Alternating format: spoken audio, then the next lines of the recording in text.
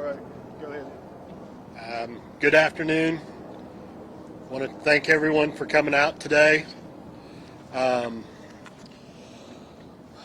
With everything that's gone on in the past few days, we've been reached out to and we've spoken with Dave with the United Cajun Navy. We feel that we need the extra resources to come in and help us as we try to get more organized for our family and see if we can't bring some more clues to light. We're very grateful for everyone that's done everything so far.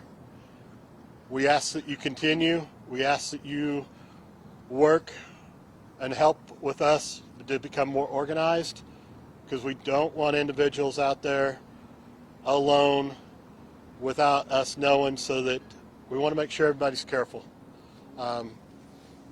Safety is the number one priority. We appreciate more than you'll ever know the outpouring that we've received from the community, from the press, and everyone else involved. Our goal is still to bring Riley home. We feel that is still a very pliable goal. We feel like Dave and his team and the volunteers that he knows are very skilled and will help bring this for us. This time, I'm going to turn it over to Dave and let him kind of bring some information to light.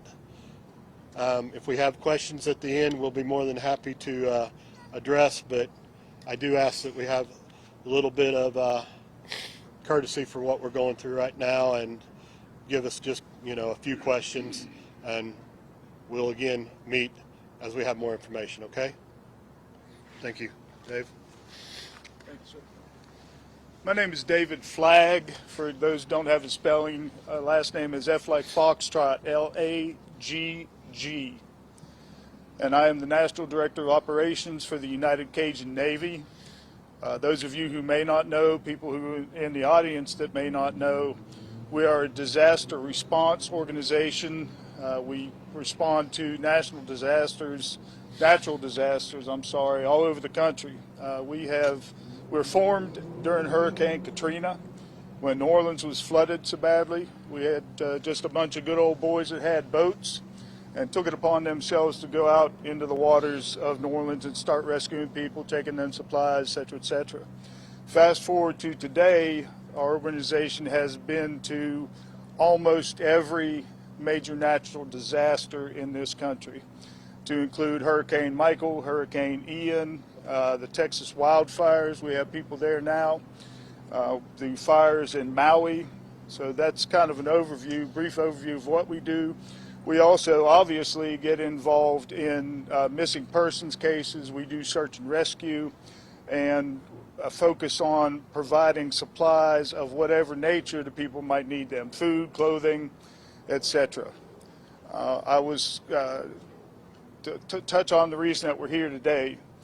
We were contacted by Riley's family and asked to step up and provide some more resources to this search activity. And we have been pretty much involved from the very first day that we heard about it, which I believe was on Monday, would have been the 10th, 11th, whatever day that was.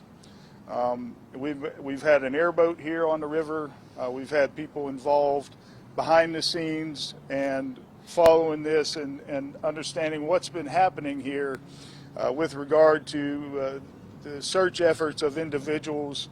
We felt that it was probably a real good idea for us to step in and organize a structured and organized search activity for this. We also have, today we have a hovercraft coming in and a pilot to run that craft. If he gets there early enough, we will be on the river today. And if not, we'll start early tomorrow morning and spend a good bit of time on the river here, assisting in that search. We had an airboat here, and that individual will be returning, I believe, Friday, possibly Saturday. I would reiterate what Riley's father said. Our main focus, obviously, is to find Riley. Our secondary focus is to ensure the safety of the people who are out here searching. If we have folks just out on their own on these very steep and treacherous terrain on the riverbank and other treacherous aspects of this search, we don't know. We don't know what's going on with you. It's not safe. It's real dangerous. So I would encourage any volunteers who have been here and are searching to please come under the umbrella of the United Cajun Navy search. We will be putting together a structured and organized ground search at some point in the near future. I don't have the specific information on that yet, but I will make that information known once I have it. If you do intend to come out and search with us or to continue to search on your own, there are some safety aspects that you need to know. Number one, you need to be wearing some sturdy shoes. You need to have some heavy gloves on and some nitrile or rubber gloves as well. There's a lot of garbage and debris and needles and bodily fluids of one kind or another that are on these riverbanks that you really don't want to be exposed to. So that's what I would ask of you, just for your own safety. And I would also reiterate what Riley's father said. If you all do have questions for the family, please be very, very sensitive about the nature of this incident. As you can imagine, those of you who have children or don't have children, I guess the best advice I could give would be don't ask a question of the family that you would not want to be asked yourself. That's pretty much all I have to say. If there's any questions, I'll be happy to answer.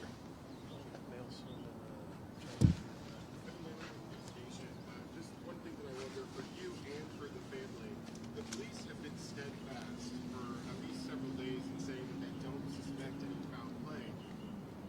Have you seen the evidence to that? Do you believe it? At this point, there is no evidence that I'm aware of that would indicate foul play. Y'all know how it goes on Facebook and social media. There's been a lot of chatter on there about the fact that Riley's debit card was found on the riverbank and that is prima facie evidence of criminal activity, something of that nature there. I don't agree with that. Obviously I'm not the investigator. We have a couple of representatives from MMPD here, and I'm sure they have something to say about it, but I would very seriously at this point doubt that there's been any criminal activity. Chairman of USMB for Person Michelle, you guys are obviously asking for more people to come in and help at this point. Are you satisfied with the job Metro Police have done, and what are you hoping that this additional volunteer effort will do to help? Yes, we feel like they've handled it well. We know that there's an excessive amount of information coming into them that they're having to dissect. It's hard as a parent, as we are now 10, 11, 12 days into this, and we're trying to, find Riley, come up with, an outcome here. And so, yes, as the days drag on, we are frustrated. We know they're doing their job. We've seen what they've got, We know they're doing things that we haven't been informed about. That's probably with any investigation like this. There's details that they're not going to share with us that we're sure they're working on too. We don't know what all for sure exactly what they've done as far as searches goes. We don't know some of the information, but that's not to say they haven't done it. Exactly. And, Dave is kind of an extra resource for us, a point of contact with his foundation, his group, to be able to help us so that we can focus and make sure that we're doing everything as best as possible. It's been hard being from out of town, being from 6.5 hours away, to put a structured program together when you don't know everywhere that you're at. You don't know the lay of the land as well. You don't have your family and your resources that are in your hometown to be able to help guide you and lean on to build a organized search. And that has bothered us, and Dave is our answer. Kind of rewinding a little bit, I know that y'all saw the bar footage for the first time potentially. Is there anything significant there that you feel comfortable sharing at this time? The only thing really that we have seen with our own eyes is in the bar footage would be Riley and his friend going down the stairs just before he exited the bar. His friend turns around and goes back up the stairs. We're not focusing on a lot of the stuff that happened earlier. We're still pushing forward, and we're trying to figure out where he's at now. So when do you anticipate police will release your data from cell phones, iWalk? I am not able to comment on that at this point. I know that they're still digging through information, so hopefully they'll be able to provide information here, as we move forward. This will give your good friend Chris mentioned there was a text exchange between Riley and Riley. So are you able to expand on that? We know that Riley was possibly texting and communicating with multiple people. Again, we don't know the exact people. We don't know the exact timeline, or who the last person was. Anything right now would kind of be speculation on our part Yeah. to exactly what that was. No need to muddy the water. So I'm sure the detectives, as information becomes available that is pertinent like that, they will provide to us, and we will share as we can. And again, we have a couple representatives from the police department here, and that may be a question that you could ask them. Before they come up, there's just, anybody else have questions for the family before I interrupt? I do. Michelle, the last time you and I spoke, you told me he was here with 50 of his fraternity brothers. Not one of them left the bar to go with him. I know you were close. That was some of his friends as well. What have those conversations been like since? With the boys. I mean, they're heartbroken also. I mean, he's their best friend. And we love these boys like our own. And it's just as hard on them as it is on us. And right now, we We're really just are focusing on Focusing on bringing Riley home. his last point. He's my best friend. He's everything. Is that it? I have a quick question. Can you tell me how many people are a part of your group for actually searching, and are there different times that you're searching? So we are an all-volunteer organization. So people who work with us, volunteer with us, have jobs, have families. And so there's, at any given time, that number is going to fluctuate. Sometimes it might be 2 people and sometimes it might be 200 people. At this point, I am the only boots on the ground for the United Cajun Navy, and that is going to change here very shortly. We're going to get as many people who are associated with our organization involved in this search. The ground search is what I'm referring to. We have a couple representatives from MMPD who'd like to speak with you, but before they do, there's one thing I do want to say, and if I hurt somebody's feelings out there, oh well. I'm a retired Pennsylvania State Trooper. There has been a lot of chatter on social media about the police are or are not handling this investigation properly. They should have done this. They should have done that. If you're not a trained police officer, your speculation is just that, just speculation. I've been in constant contact with Detective Chandler, and I know that they have been making every effort that they can to bring this investigation, this search to a close. So please, you folks out there on social media, think real hard about what you're going to post before you post it. And that goes as well for posts about the family and about this investigation. The family doesn't really need to see posts on social media that say, well, maybe there's a serial killer out there and that's where he chunked him in the water. That's not cool. Anybody got questions for me? Yes, ma'am. Asking a creative attack as far as going through these ground searches. What Give me the first part of that again. I missed it. Kind of a point of attack on higher wages for their drought water and that kind of strategy in place? Yes, ma'am. Well, like I said, we have 2 boats coming, and that's going to be obviously our water search. This terrain presents a very, very difficult challenge for a ground search. I'm sure y'all have seen on TV that, you know, when there's a field or a wooded area that you have a line of people 2-3 feet apart, everybody just walking through. This is not going to be that. Also, the terrain is going to be very difficult to use any sort of tracking dog.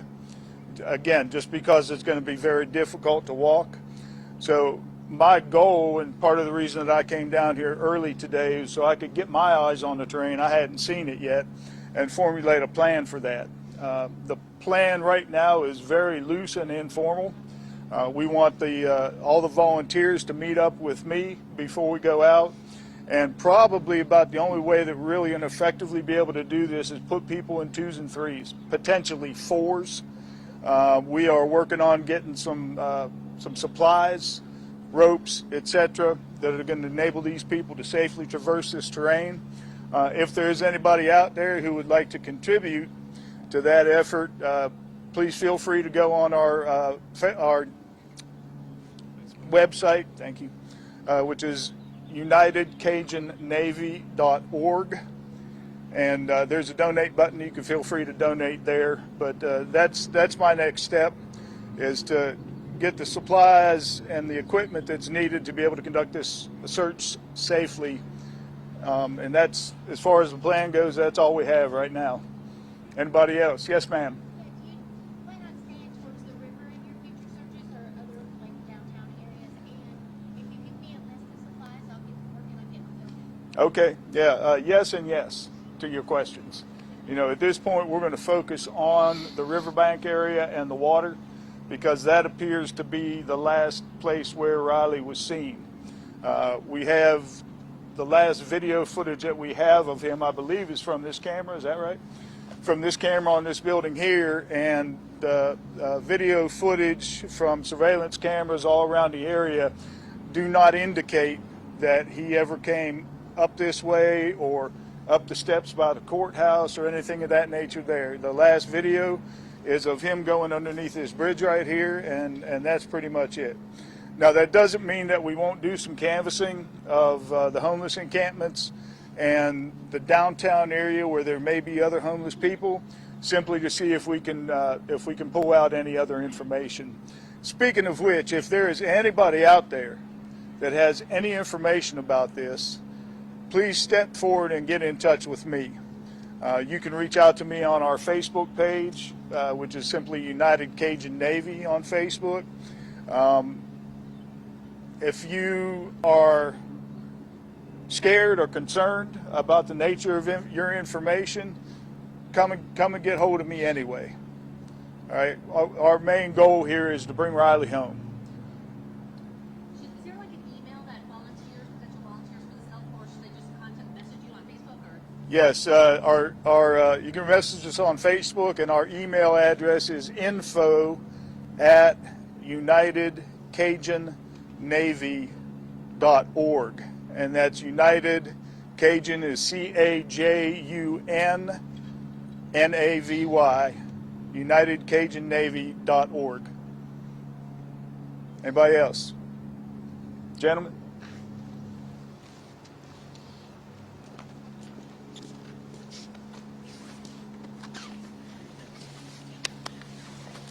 I'm Detective Anthony Chandler.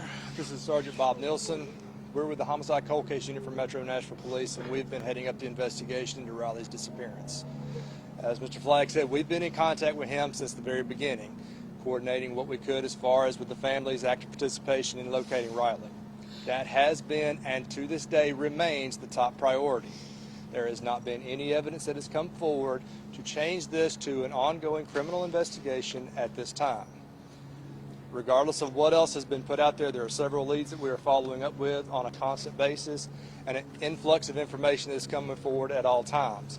We are going through every single piece of that information, but the priority remains locating Riley.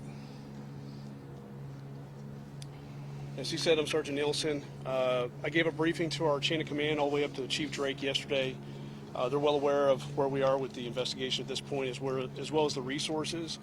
We do have our boat going back in the water this afternoon, along with members of the Urban Search and Rescue team that will be combing the area, researching the area.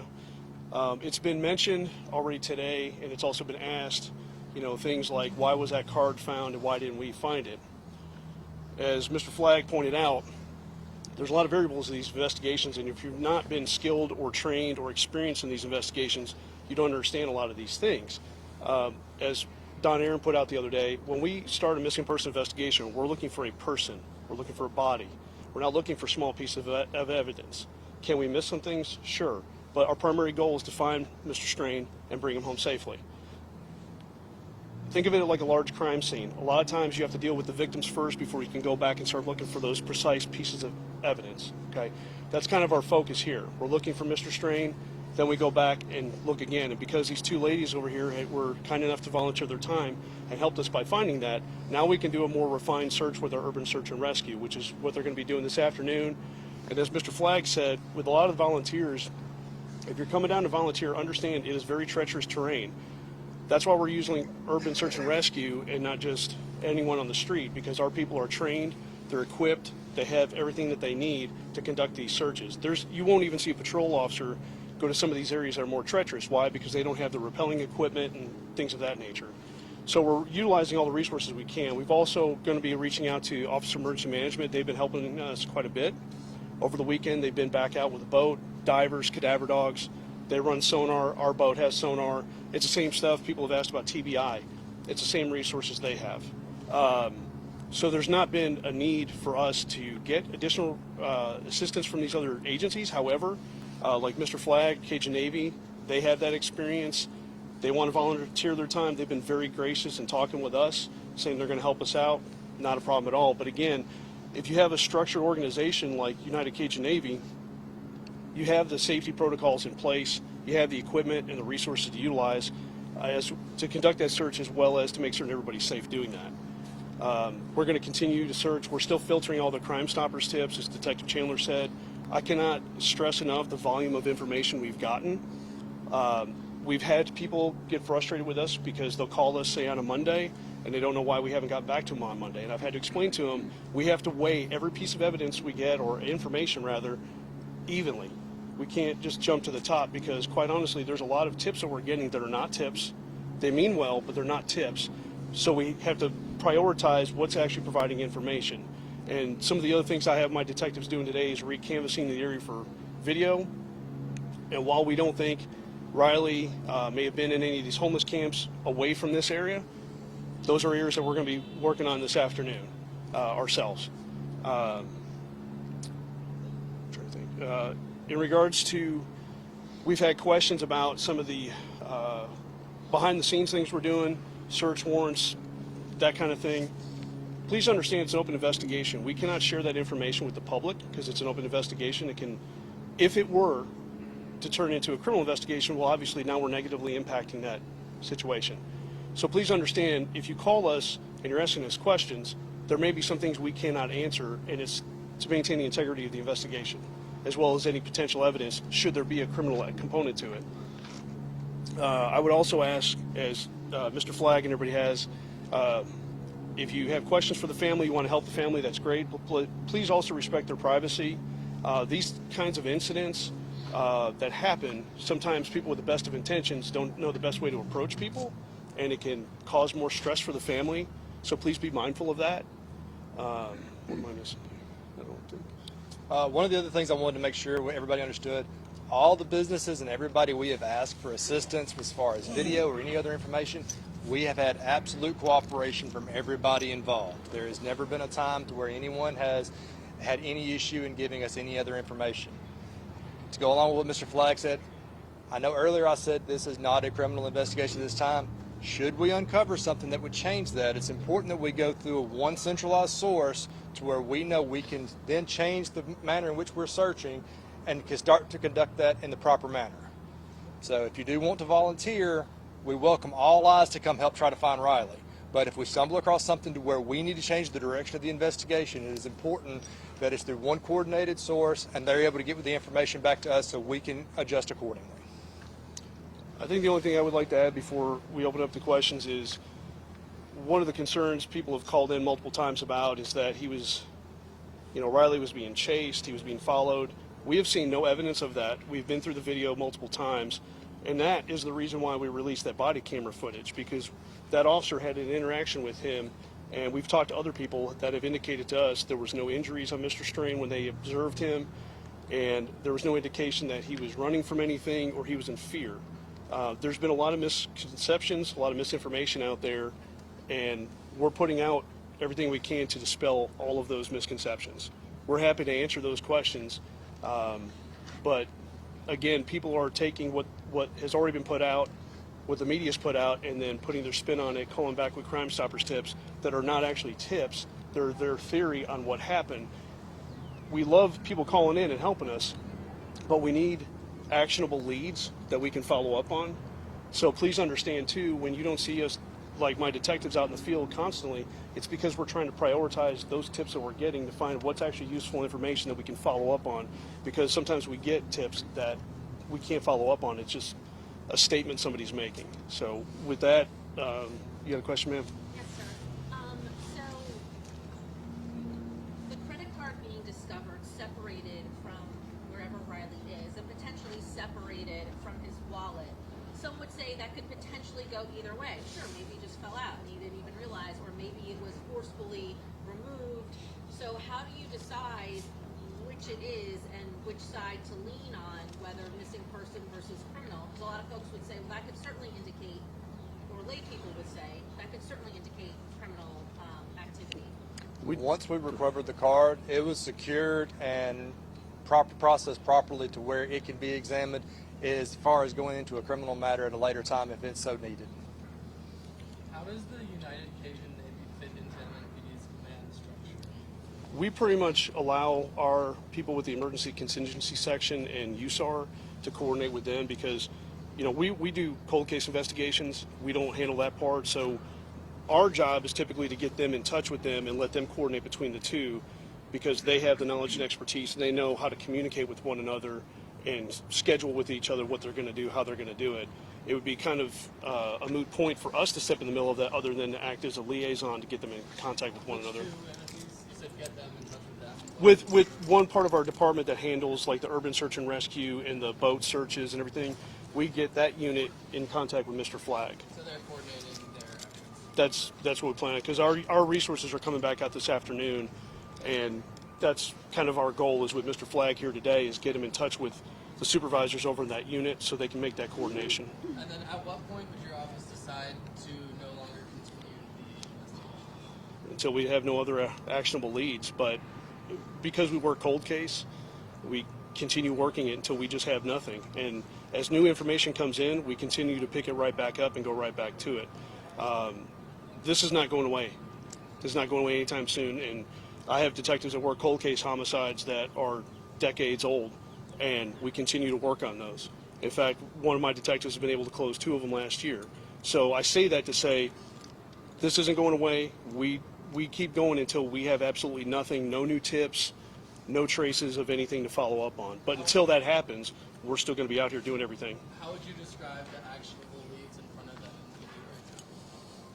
right now? In what regard? You said we're going to keep going until we have no action. Meaning if somebody calls in with a theory, okay, that's one thing. But unless they're giving us information like a name, a location where they saw a suspicious person, thought they saw a piece of an item that belonged to Riley, that doesn't help us. So we have to filter through to look for the things they're saying. Hey, around this time I saw John Doe at this location. He might have been wearing a similar shirt, or maybe he was talking to Riley.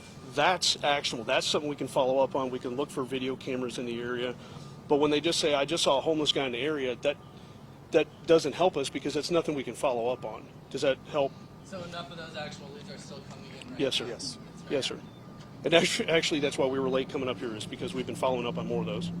When we last heard from you guys on Thursday, you were still waiting on cell phone and Apple Watch data. Have you received all of that at this point? And if you have, what have you been able to find from it? At this point right now, what we have originally from Apple is what we're working off of, and all of the location data is what we've already released. So at this point in time, that's the same information we're going to be working off of. I have a simple question. On the video that I saw, a lot of people were around, and they could have done something to help this young man. Stop it. And maybe we should push the Nasvhille that if you see that happen, don't be afraid to help someone. I mean, literally, on that video, I saw a lot of people, they saw how drunk that guy was. It could have been stopped. Somebody could have said, hey, man, you need some help. Are you okay? Especially once you see somebody fall. You know, you're 100% correct. Yeah. And unfortunately, that is the state of our society I know, everybody's today. scared to help somebody. And instead of- I agree with you 100%. You know, Nashville population, if you see something, say something or do something. Yeah. Simple as that. Because I watched that and I'm like, nobody did anything to say, hey man, this guy shouldn't be out walking around like this. Right, right. So, Any other questions? God bless you guys. Could you all right? guys say your name and spell it one more time and your title? I'm Detective Anthony Chandler, Chandler. I'm Sergeant Robert Nielsen, Nielsen, And you're with? Metro Nashville Police Department, Cold Case Unit. You had a question, sir? Could you all just go over again what it is that's making you say that there's no sign of foul play and this is not being a criminal investigation at this time? Is it a lack of evidence to the contrary, or do you have other information that suggests that?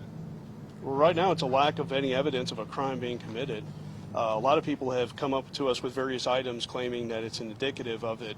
And please understand, as a supervisor, I've been working homicides for 10 years. He's been working them for a long time as a detective. And we're skilled in criminal investigations. What, evidence can be, different possibilities, whether physical evidence, whether it's digital evidence or whatever. And if we don't have anything like we don't at this point that indicates that there's any indication of foul play, then if we go down that rabbit hole, then we're wasting resources and time from possibly looking for him, because now we're looking for evidence of a crime. And while we're open to the possibility it could be a crime, I mean, obviously there's always that possibility, right? But we haven't seen anything. And just because his bank card was found there, just because somebody heard something, until we have more to shore that up, we can't say that a crime occurred. So as soon as we have anything, if it exists, that indicates a crime occurred, assault or whatever the case may be, we immediately follow up on that. But we have to have evidence or probable cause, and a lot of people don't understand what probable cause is, but we have to have probable cause that crime even occurred. So that's why it's easy to jump to those conclusions, but that's where we have to tell people, this is why we don't do things at an accelerated rate. We have to do things methodically, like Mr. Flagg and his team, they do methodical searches, right? Our urban search and rescue, they do methodical searches, because if we just jump to conclusions every single time, we could actually miss more evidence, whether there was a crime or not, but still evidence of where he'd been or what happened to him, if we're just running all over the place going, oh, what crime happened, but now we're not looking over here anymore. Does that make sense? Does that help? Has there been any other evidence connected to Mr. Strain's since Sunday? Not that I'm aware. In which regard?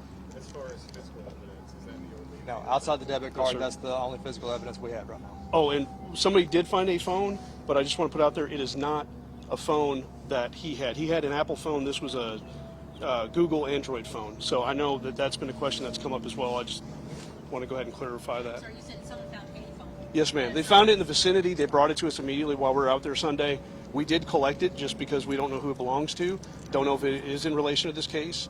But right now, it's not his phone. We know that because we know he had an Apple phone, Apple Watch. This was an Android device. Do you know where the last few attacks Mr. Strain's on that vehicle? They were all on Broadway. Given that there are so many search areas now, search crews, that are now participating in this effort, are you positive? How positive are you that Riley is still in this vicinity? Well, we're not, but we're searching everywhere. Last Friday, we got a call that they thought they saw him up towards the Titans practice field somewhere, and we went out there and looked. So we're not just limited to here, but when we have somebody go missing, you have to start with the last place they were seen. You can't be that you know for a fact that they were seen. You can't just go, well, I thought I saw him over here, because a lot of people think that the video cameras everywhere catches everything, and they don't. We have people claiming there's video across the river, but some of them don't reach this riverbank. So if we start searching over there, but we don't know he was over there, but we know he was on this side of the river, this is going to do us more good, because that's going to allow the people that are trained in doing searches to have a starting point and have more tangible things to look at. as opposed to just going around and speculating which areas he could be. Obviously, if we have something that leads us further down, we will. But right now, that's why the areas that they're focusing on is this immediate area, because we know for a fact that was his last known point of contact with anyone. We know Riley was asked to move the bar around 9:35. We've seen subsequent videos, but can you give us a timeline of where he was at on Broadway or other places in the city prior to his Science Bar? Prior to that is he was here with his friends enjoying a night on Broadway. Our focus begins when he leaves from that location, and then he starts going up 3rd Avenue to Church Street and proceeds over the Gay Street corridor right below us, because that's where he went missing. But there was a big question of whether or not he was overserved on Broadway. The Science Bar came out and said he had one drink. Were there other bars that he was at that you guys are looking into and whether or not he was overserved? We're pulling video surveillance from every location that we're aware that he was at. As far as this time right now, like I said, our focus is on locating Riley. Anything subsequent from that will be followed up once we've concluded that part. And unfortunately, we're going to have to kind of end it there for us. We have some follow-ups we have to do right now, but our PIO office will definitely be putting out more information as we get it. The family, we've been in contact with them and updating them as soon as we can. So appreciate your time. And if you have any other questions in the meantime for our department, please focus them to our PIO for today. Thank you. Thank you. No problem. Thank you, Mr. Flyer. Yes, sir. Brian Gilbert, I'm Riley's father.